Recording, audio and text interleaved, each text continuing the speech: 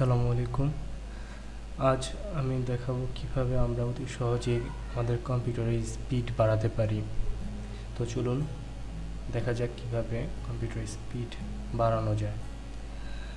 সেজন্য আমাকে প্রথমে কিবোর্ডের উইন্ডোজ কিতে প্রেস করে আর প্রেস করতে হবে। দেন একটি অপশন টুলবার আসবে, এখানে আমি টাইপ করব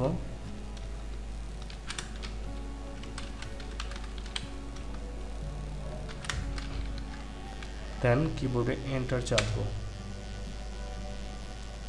এখানে যতগুলো ফাইল বা ফোল্ডার এসেছে সবগুলোকে কিবোর্ডের কন্ট্রোল এ চেপে সিলেক্ট করব, দেন কিবোর্ডের ডিলিট অপশন চেপে সবগুলোকে ডিলিট করে দেব।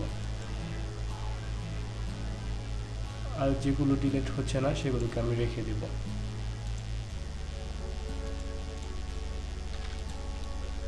একইভাবে উইন্ডোজ কিতে প্রেস করে আর প্রেস করব, এবার লিখব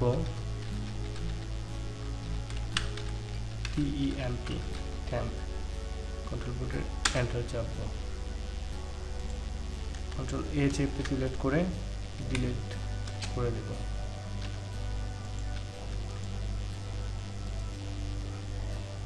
আবার একইভাবে রিসেন্ট লিখে এন্টার চাপবো।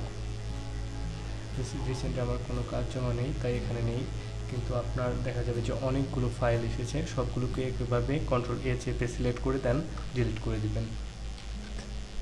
এভাবে আপনি আপনার কম্পিউটারের স্পিড বাড়াতে পারেন।